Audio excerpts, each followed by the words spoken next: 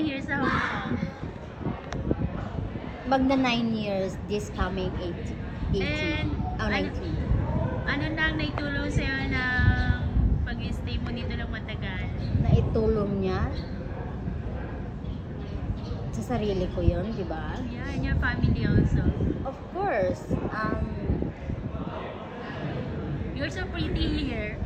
Really, Go, continue. Kasi naitulong niya sa akin dito, sa pagtatrabaho ko dito is financially. Diba? Tapos yung sa family mo, naitulong ng 9 years? Iniisip ko pa nga eh. Paano yan maitulong? Nalayo nga natin, diba? Yung financially lang nila yung naitulong talaga. Tapos, hindi ko lang alam kung naging masaya ba sila na wala ako. Charot. Diba? Para sa part natin is sad to say. Malungkot. At least na naibigay natin kung anong gusto nila. Yeah, that's right. Yun lang. Dito sa Hong Kong? Masaya? Oo. Kasi kahit malungkot ang buhay ko, ito ang naging dahilan kung bakit nagpapatuloy ako sa buhay. Wow. Yeah. Diba? Laban lang.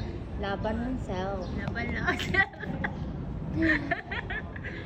Nabibili natin gusto natin. Ano masasabi mo sa mga gustong mag-abroad here sa Hong Kong?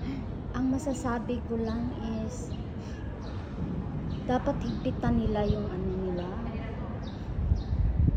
Ano yung belt sa tiyan mo.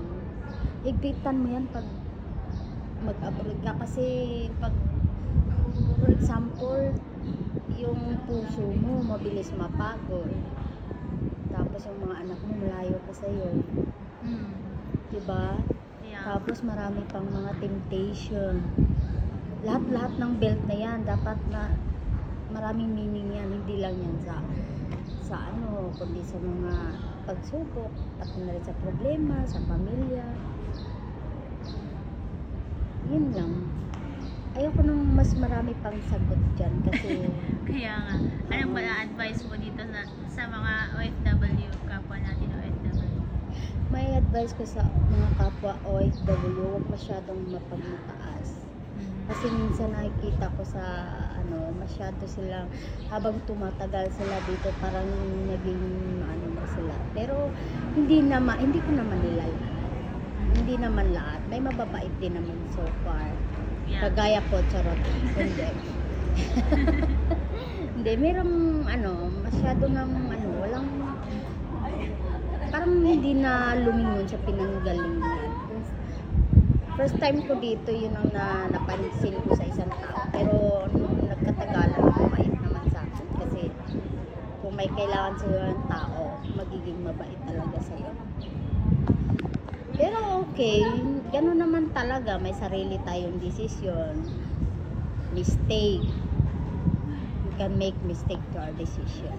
Yeah, say bye-bye. The important is to repent. Oh, repent.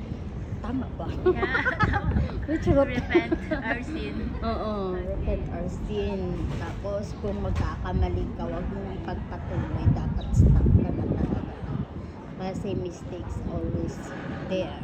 Yeah, okay. Say bye-bye. Mahirap. Marami na ako pinagdaanan dito na dapat hindi ko ginawa. Pero